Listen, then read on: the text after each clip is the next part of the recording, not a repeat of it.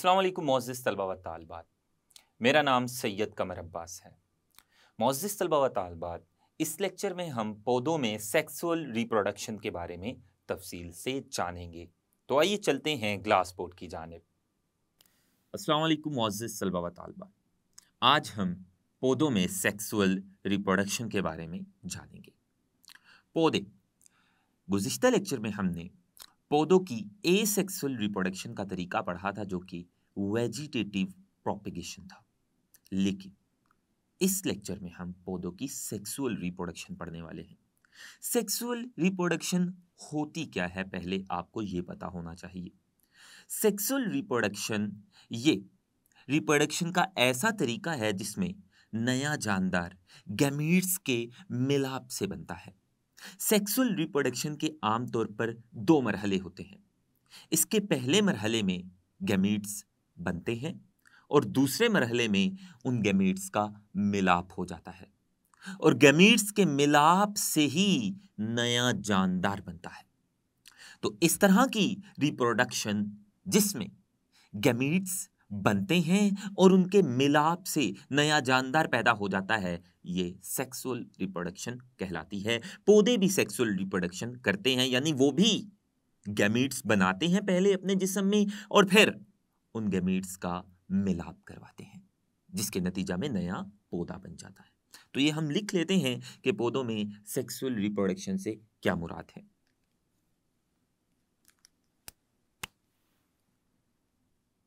Sexual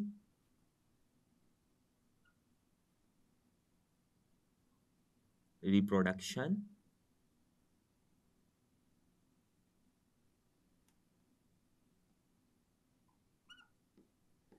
के दो मरहले हैं।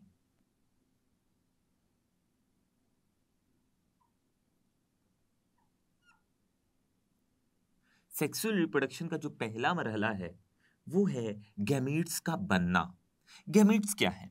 गैमीट्स जिनसी सेल्स होते हैं, और ये ऐसे सेल्स होते हैं जिनसे नया जानदार बन जाता है। और ये गैमीट्स दो तरह के होते हैं। एक है मादा जिनसी सेल या मादा गैमीट, जिसको एग कहते हैं, और दूसरा है नर जिनसी सेल या नर गैमीट, जिसको स्पर्म कहते हैं। तो मादा गैमीट एग है और नर गैमीट स्पर्म है। इन एग और स्पर्म के मिलने से नया जानदार बनता है, तो इसे सेक्सुअल रिप्रोडक्शन कहते हैं, जिसका पहला मरहला है गैमीट्स का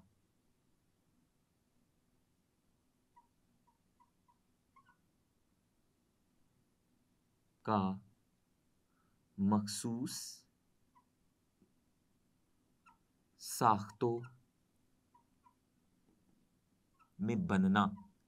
सबसे पहले मरहले में गैमीट्स बनते हैं, और गैमीट्स जिस्म की मखसूस साख्तों में बनते हैं। जिस्म के मखसूस हिस्से होते हैं जिनके अंदर गैमीट्स बनते हैं।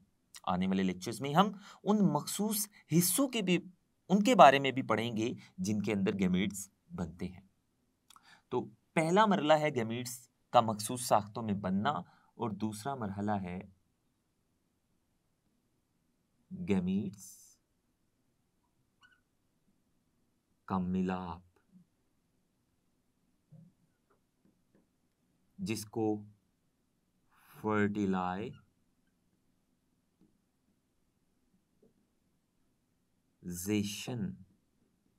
कहते हैं।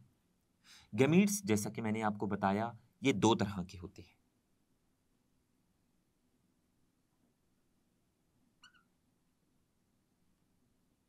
एक होता है नर गैमीट, जिसको स्पर्म कहते हैं,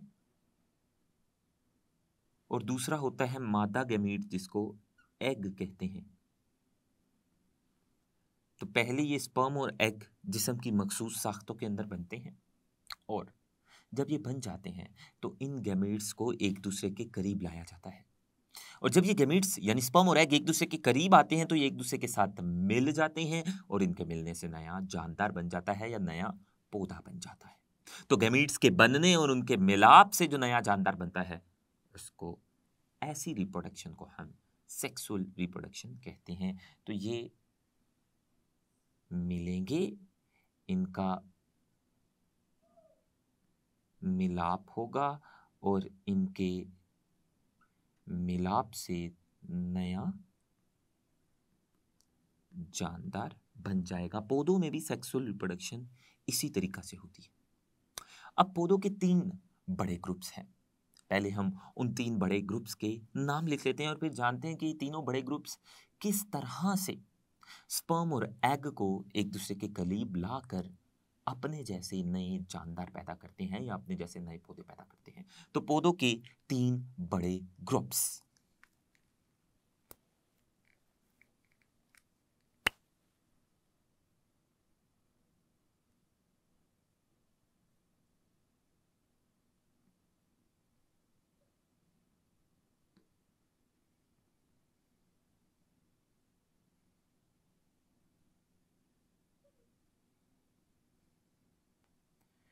पौधों के 3 बड़े ग्रुप्स में से जो पहला ग्रुप है वो है मॉसेस। दूसरे ग्रुप का नाम है फर्न्स। तीसरे ग्रुप का नाम है बीज पैदा करने वाले पौधे या बीज वाले पौधे।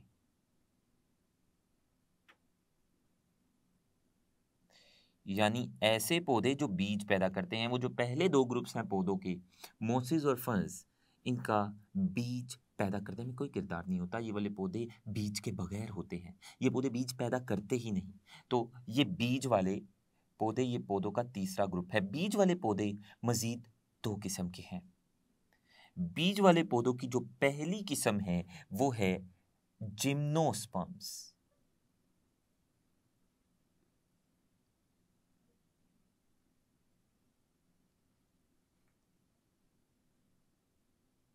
और बीज वाले पौधों की जो दूसरी किस्म है वो है एंजियोस्पर्म्स।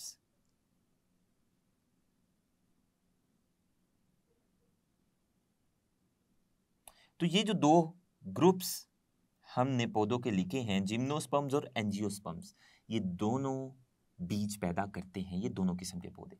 लेकिन ये जो पहली 2 किस्म के पौधे हैं, मोसेस और फर्न्स, ये बीज के बगैर पौधे हैं। ये वाले पौधे बीज पैदा नहीं करते। तो हम देखते हैं कि मोसेस और फर्न्स किस तरह से रिप्रोडक्शन करते हैं, सेक्सुअल रिप्रोडक्शन करते हैं, और ये बीज वाले जो पौधे हैं जिनको जिम्नोस्पर्म और एंजियोस्पर्म कहते हैं, ये किस तरह से सेक्सुअल रिप्रोडक्शन करते हैं। तो सबसे पहले हम देखते हैं कि मोसेस और फर्न्स किस तरह से सेक्सुअल रिप्रोडक्शन करते हैं।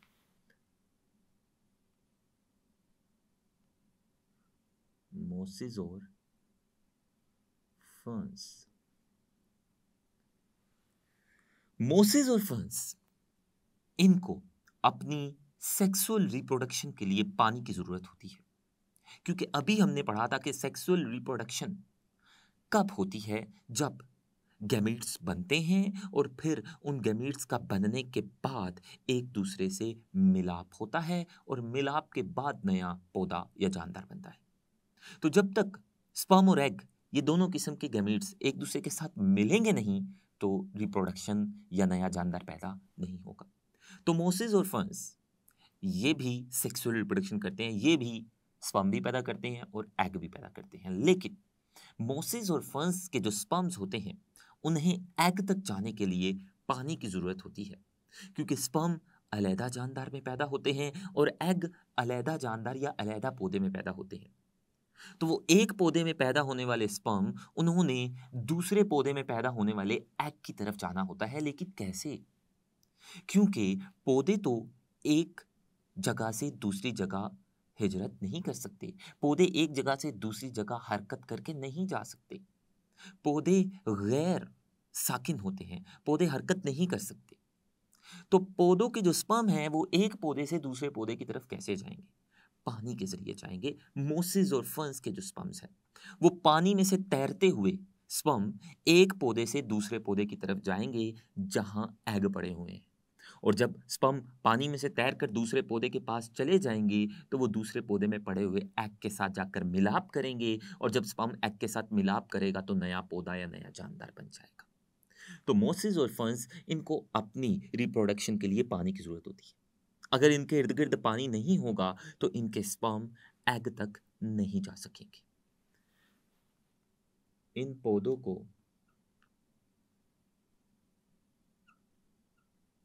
अपनी रिप्रोडक्शन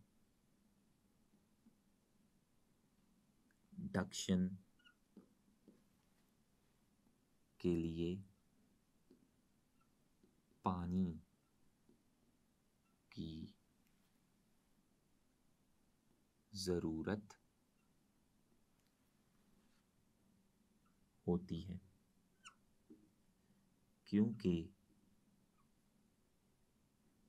इनके स्पर्म्स हरकत करने के काबिल होते हैं, जो पानी में से तैरते हुए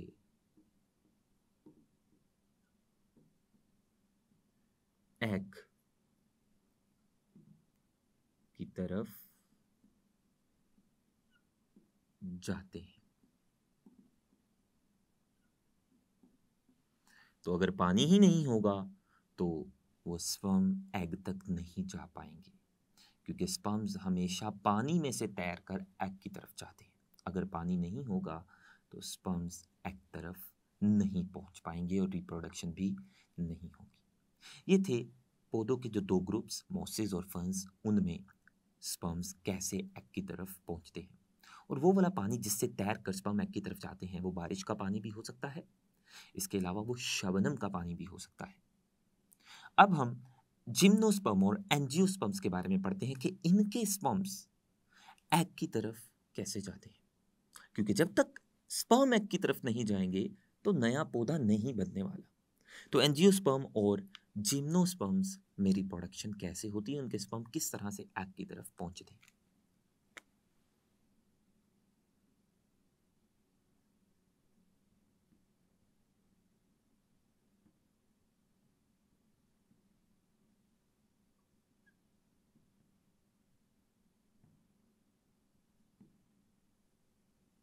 एंजियोस्पर्म्स और जिम्नोस्पर्म्स में रिप्रोडक्शन।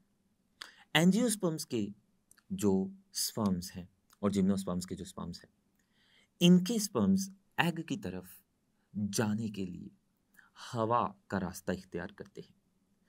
एंजियोस्पर्म्स और जिम्नोस्पर्म्स को अपने स्पर्म एग की तरफ भेजने के लिए पानी की जरूरत नहीं होती, क्योंकि इन पौधों के स्पर्म्स एग की तरफ जाने के लिए हवा वाला रास्ता इख्तियार करते हैं। वो हवा के जरिए एग की तरफ पहुंच जाते हैं, इसलिए इन पौधों को अपनी रिप्रोडक्शन के लिए पानी की जरूरत नहीं होती।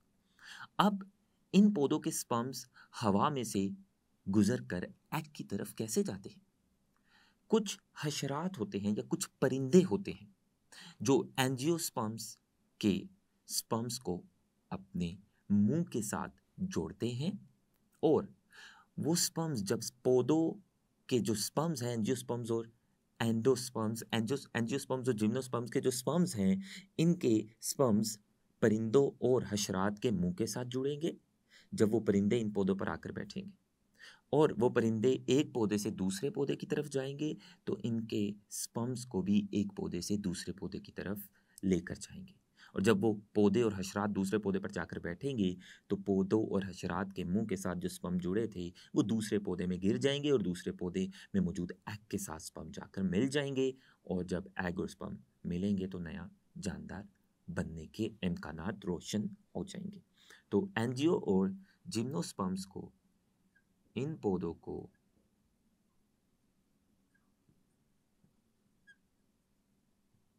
रिप्रोडक्शन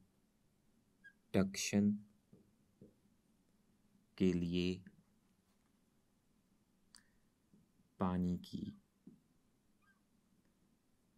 जरूरत नहीं होती। इन्होंने मुख्तलिफ तरीके अपनाए होते हैं जिनके जरिए इनके स्पर्म्स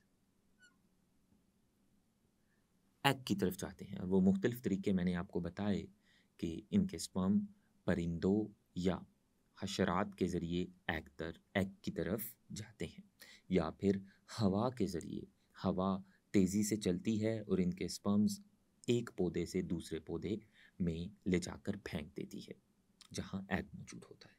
तो ये हमने मॉसेस और फर्न्स में और इसके साथ ही एंजियोस्पर्म और जिम्नोस्पर्म्स में रिप्रोडक्शन के तरीके पढ़े कि कैसे उनके स्पर्म्स एग तक जाते हैं। अब हम पौधों के लाइफ साइकिल के बारे में पढ़ते हैं। पौधों का जो लाइफ साइकिल होता है, पौधों की जो पूरी जिंदगानी होती है, वो 2 नस्लों पर मुश्तमिल होती है। और पौधे का जो लाइफ साइकिल जो 2 मुख्तलिफ तरह की नस्लों पर मुश्तमिल होता है, उस लाइफ साइकिल को अल्टरनेशन ऑफ जनरेशन भी कहते हैं।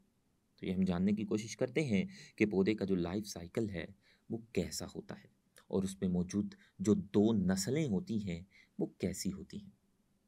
तो ये हम जानने की कोशिश करते हैं। पौधों का लाइफ साइकिल। पौधों का लाइफ साइकिल 2 नस्लों पर मुश्तमिल होता है। पहली नस्ल स्पोरोफाइट नस्ल होती है,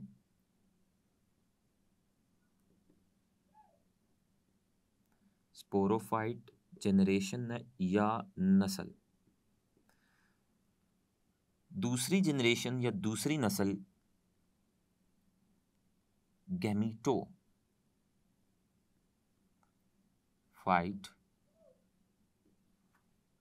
जनरेशन या नस्ल होती है। तो ये 2 जनरेशन्स या ये 2 नस्लें होती हैं पौधों के पूरे लाइफ साइकिल में, और ये दोनों नस्लें एक दूसरे के बाद पैदा होती है। क्या मतलब है इसका? इसका मतलब ये है कि स्पोरोफाइट जनरेशन वो गैमीटोफाइट जनरेशन को पैदा करती है और गैमीटोफाइट जनरेशन स्पोरोफाइट जनरेशन को दोबारा पैदा कर देती है, और ये अमल बार बार ये अमल दोहराया जाता है। और इस अमल को कि स्पोरोफाइट जनरेशन ये वाली नस्ल गैमीटोफाइट नस्ल को पैदा करेगी और गैमीटोफाइट नस्ल फिर से स्पोरोफाइट नस्ल को पैदा कर देगी जिससे वो खुद पैदा हुई थी, और ये अमल बार बार दोहराया जाता है। ये पूरा अमल जिसमें स्पोरोफाइट नस्ल गैमीटोफाइट नस्ल को पैदा करती है और गैमीटोफाइट नस्ल दोबारा से स्पोरोफाइट नस्ल को पैदा कर देती है, और ये बार बार अमल दोहराया जा रहा होता है। ये अमल अल्टरनेशन ऑफ जनरेशन कहलाता है। हम अल्टरनेशन ऑफ जनरेशन की यहाँ पर एक डायग्राम बनाएंगे। जैसा कि मैंने आपको बताया कि पौधों का जो लाइफ साइकिल है वो 2 नस्लों पर मुश्तमिल होता है। जो पहली नस्ल है उसे स्पोरोफाइट जनरेशन कहते हैं। तो यहाँ पर हम स्पोरोफाइट जनरेशन बनाएंगे पहले।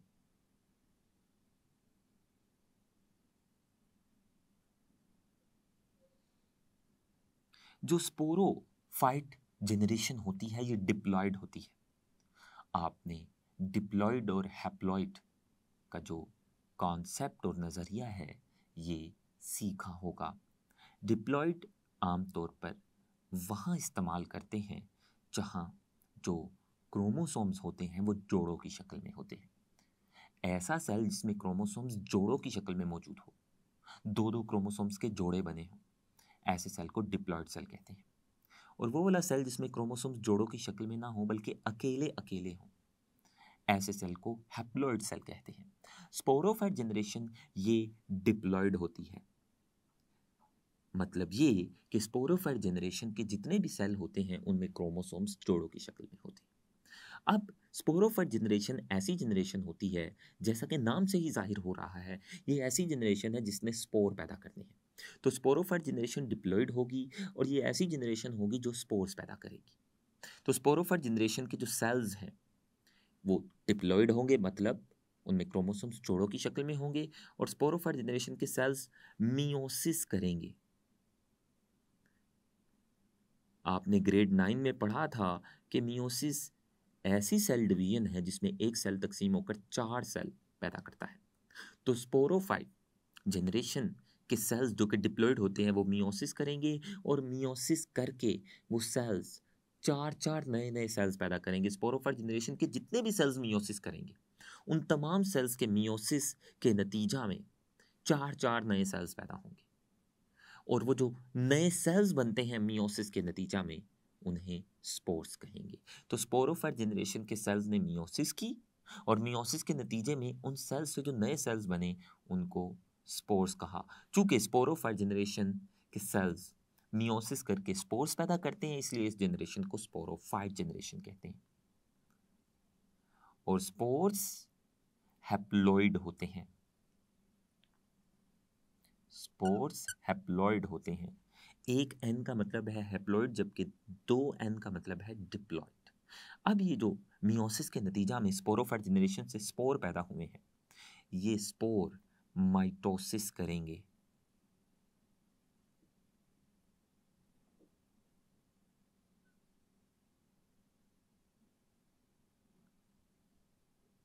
जब ये स्पोर माइटोसिस करेंगे तो इन स्पोर के माइटोसिस से एक नई जनरेशन पैदा हो जाएगी जिसे गैमीटोफाइट जनरेशन कहते हैं।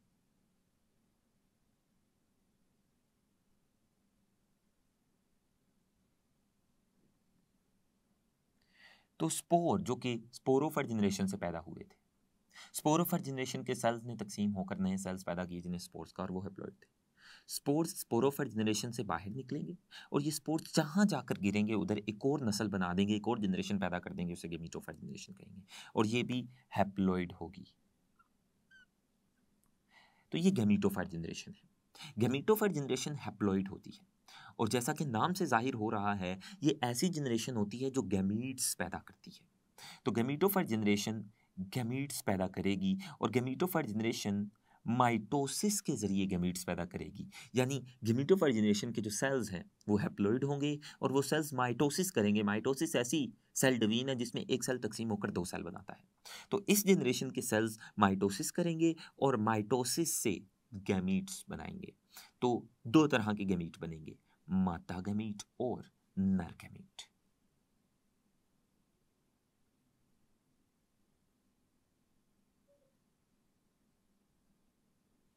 और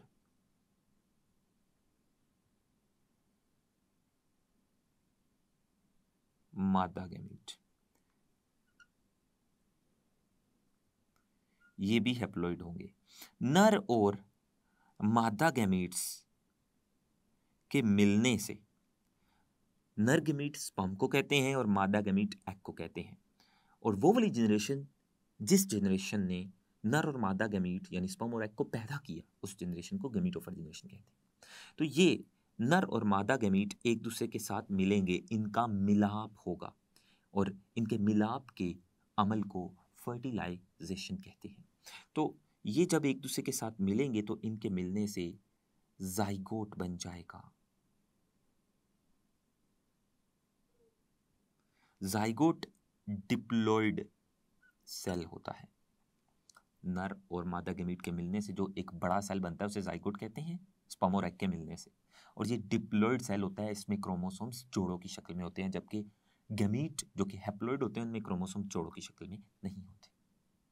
अब ये जो जाइगोट बना है, ये जाइगोट माइटोसिस करेगा, और इस जाइगोट के माइटोसिस के नतीजा में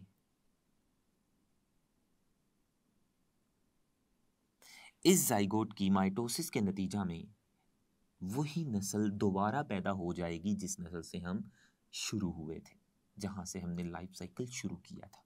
तो जाइगोट बना स्पर्म और एग के मिलने से, और जाइगोट ने माइटोसिस करके दोबारा से स्पोरोफाइट जनरेशन बना दी, और फिर स्पोरोफाइट जनरेशन मियोसिस करके स्पोर्स पैदा करेगी, और ये स्पोर्स दोबारा से माइटोसिस करके गैमीटोफाइट बना देंगे। गैमीटोफाइट जनरेशन फिर नर और मादा गैमीट पैदा करेगी, नर और मादा गैमीट दोबारा से एक दूसरे के साथ मिलकर जाइगोट बना देंगे, और इस जाइगोट के माइटोसिस के नतीजा में दोबारा से स्पोरोफाइट जनरेशन बन जाएगी, और ये अमल बार बार दोहराया जाएगा। तो ये अमल जिसमें स्पोरोफाइट जनरेशन के बाद गैमीटोफाइट जनरेशन आती है, और गैमीटोफाइट जनरेशन के बाद फिर स्पोरोफाइट जनरेशन पैदा हो जाती है, या अगर मैं ये कहूँ कि स्पोरोफाइट जनरेशन गैमीटोफाइट जनरेशन को पैदा करती है, और गैमीटोफाइट जनरेशन गैमीट्स के जरिए जाइगोट बनाती है और उस जाइगोट से दोबारा से स्पोरोफाइट जनरेशन बन जाती है, यानी गैमीटोफाइट जनरेशन फिर से स्पोरोफाइट जनरेशन को पैदा कर देती है। तो ये अमल जिसमें स्पोरोफाइट जनरेशन गैमीटोफाइट जनरेशन को पैदा करती है और गैमीटोफाइट जनरेशन फिर से स्पोरोफाइट जनरेशन को पैदा कर देती है, यानी ये दोनों जनरेशंस एक दूसरे के बाद आती है, एक दूसरे को पैदा करती हैं, इस अमल को अल्टरनेशन ऑफ जनरेशन कहते हैं। तो अल्टरनेशन ऑफ जनरेशन क्या है, इसकी हम तारीफ लिख लेते हैं, अल्टरनेशन ऑफ जनरेशन।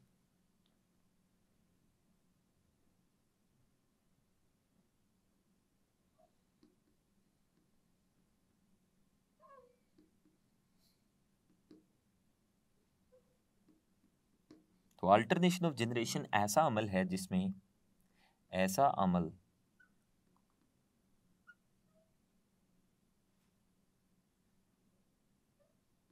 जिसमें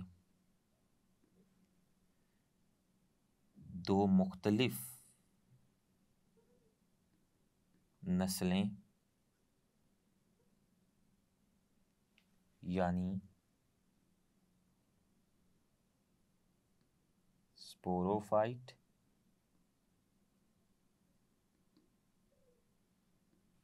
और गैमीटोफाइट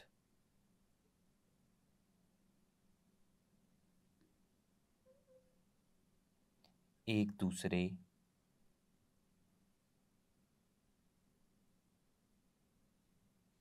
को पैदा करती हैं। ये अमल अल्टरनेशन ऑफ जनरेशन कहलाता है और इसमें दो जनरेशन होती है, स्पोरोफाइट और गैमीटोफाइट। स्पोरोफाइट के बारे में मैंने आपको बताया कि ये डिप्लॉयड होती है और स्पोर पैदा करती है। और एक और बात, स्पोरोफाइट जनरेशन बड़ी जनरेशन होती है, इसका साइज़ बड़ा होता है और ये खुद मुख्तार होती है, इसे किसी दूसरे की जिंदा रहने के लिए कोई ज़रूरत नहीं होती।